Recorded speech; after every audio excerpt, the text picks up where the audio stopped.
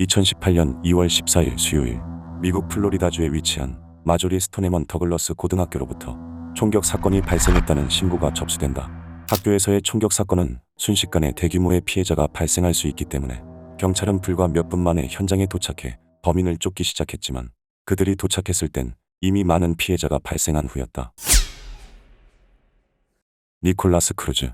당시 19살이었던 이 소녀는 출생과 동시에 고아원으로 보내져 양부모에게 입양된 상태로 그는 사건을 일으키기 불과 3개월 전 남편을 잃고 홀로 계시던 양어머니마저 세상을 떠나게 되면서 다시 고아가 된 상태였다.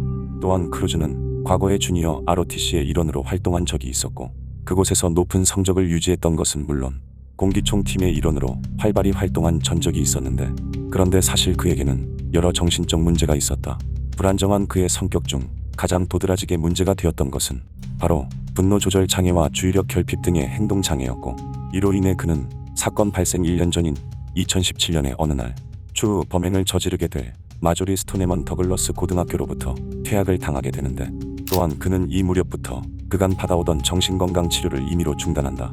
당시 그의 친구였던 한 소녀는 한 번은 그가 총기를 이용해 전부 어떻게 해버리고 싶다는 농담을 하였고, 이때 특정 시설을 언급하며 위협적인 모습을 보였다고 하였는데, 뒤에 보이는 영상은 이 모든 퍼즐이 맞춰진 사건 당일 오후 범행을 마친 뒤 음료를 즐기고 있는 그의 모습으로 사건은 2월 14일 수요일 오후로 거슬러 올라간다. 이날 오후 2시 6분경 우버 차량에 탑승한 크루즈는 플로리다주의 부유한 교외 지역인 파크랜드로 향하였고, 잠시 후 2시 19분경 자신이 퇴학당한 마조리 스토네먼 더글러스 고등학교에 도착한 그는 탄창이 가득 담긴 백팩과 검은색 소총 케이스를 들고 곧장 학생들이 있는 곳으로 향한다. 오후 2시 21분경 약 900명의 학생들과 30개의 교실이 있던 12번 건물 안으로 들어간 크루즈는 교실 옆 계단에서 조용히 소총을 준비하기 시작하는데, 그런데 이때 15세의 크리스토퍼 맥케나라는 학생은 우연히 계단을 지나다 총을 점검하고 있는 크루즈와 마주친다. 하지만 불행 중 다행으로 크루즈는 그에게 여기서 빨리 나가라라고 말을 할 뿐 다른 위협을 가하지 않았고, 이에 급히 현장을 벗어난 맥케나는 재빨리 교직원들에게 달려가 도움을 요청하였지만 이때는 이미 크루즈의 총격이 시작된 뒤였다. 맥케나를 마주친 후 곧장 복도로 진입한 그는 바로 앞쪽에 서 있던 몇몇의 학생에게 총격을 가한 것을 시작으로 복도와 교실 이곳저곳을 돌아다니며 무차별적인 총격을 가하였고, 동시에 큰 총소리에 화재 경보기가 작동하게 되는데, 하필 이날은 학교에서 소방훈련이 있던 날로 이 때문에 일부 학생들은 화재 경보를 훈련으로 착각한다. 그런데 그것도 잠시 계속된 총격 소리에 사람들은 무언가 잘못됐음을 느껴 본능적으로 몸을 숨기기 시작했고, 혹시 모를 상황에 대비해 가족들에게 마지막 문자를 보내던 그들은 본인들이 숨어있는 교실로 범인이 오지 않길 바라는 것 외에 할 수 있는 게 아무것도 없었다.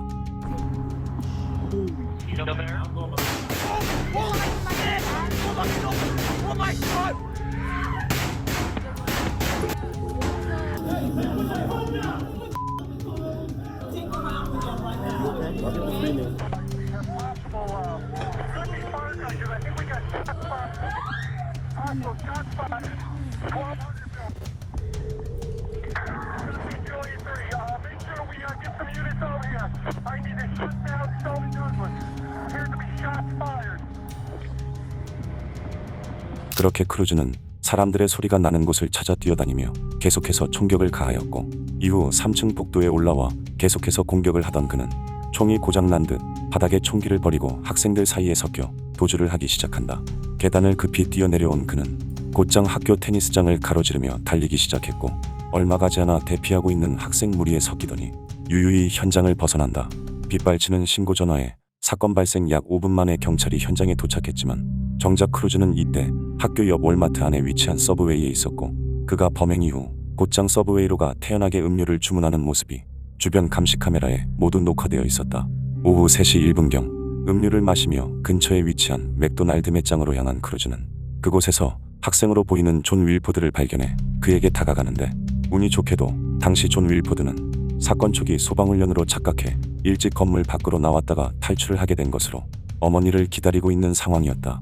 사실 크루즈와 존은 전혀 일면식도 없는 사이였지만 존은 크루즈가 입고 있던 ROTC 유니폼을 보고 같은 학교라고 생각해 대화를 시작하였고, 그렇게 조금 전 발생한 사건에 대해 얘기를 나누던 두 사람은 잠시 후 매장 밖으로 나오게 되는데, 이때 크루즈가 존에게 집요할 정도로 자신을 태워달라고 요구했지만 존은 너무나 패닉 상태였기 때문에 이를 전부 거절하였다고 한다. 그로부터 약 40분이 지난 오후 3시 40분경 용의자의 인상착의를 확보해 주변을 수색하던 경찰은 사건 현장 인근의 동네에서 용의자로 추정되는 소년을 발견하였고, 그렇게 용의자 니콜라스 크루즈는 아무런 저항 없이 체포된다. What's going on? What's going on today, bro? The demons, man. Demons? Voices. Yeah, no problem. Voices. Voices and demons? Where's the voices? What the? Where? What happened? Shut up. Just be quiet, man. 녹화된 바디 카메라 영상에 의하면 체포 당시 크루즈는 악마의 소리가 들린다고 말을 하고 있었지만, 이후 그의 핸드폰과 PC를 확보해 분석하던 경찰은 그곳에서 결정적인 영상 증거들을 발견하는데, 사건 이전에 촬영된 영상 속에서 크루즈는 자신의 범행 계획을 상세하게 얘기하고 있었다. Hello, my name is Nick, and I'm going to be the next school shooter of 2018. My goal is at least 20 people with an AR-15 and a couple tracer rounds. I think I can get done. Location is Stone Douglas in Parkland, Florida. It's going to be a big event. You're all going to die. Today is the day that it all begins. The day of my massacre shall begin. All the kids in school will live in fear and hide, live in seclusion and solitude. I hate everyone and everything. With the power of my AR, you will all know who I am. Alright, so here's the plan. I'm gonna go take an Uber in the afternoon before 2:40. From there, I'll go onto school campus, walk up the stairs, unload my bags, and get my AR and shoot people down at the main courtyard. I'll wait, and people will die. 영상 속에서 명확한 그의 목소리를 확인한 경찰은 그가 정신이 이상한 척하는 연기를 한 것으로 판단하였고, 불과 6분간 이어진 총격으로 총 17명의 사람들이 세상을 떠나고 17명이 직접적인 부상을 당한 것으로 확인되었다. 또한 크루즈는 무려 139발의 총격을 가한 것으로 확인되었는데, 조사 결과 그는 임신 중 알코올에 노출될 경우 발생할 수 있는 태아 알코올 스펙트럼 장애로 인한 뇌기능 장애를 갖고 있었고, 거기다 정신적인 문제와 사회에 대한 불만을 품고 있는가 하면 약간의 자폐증 또한 의심되는 상태였다.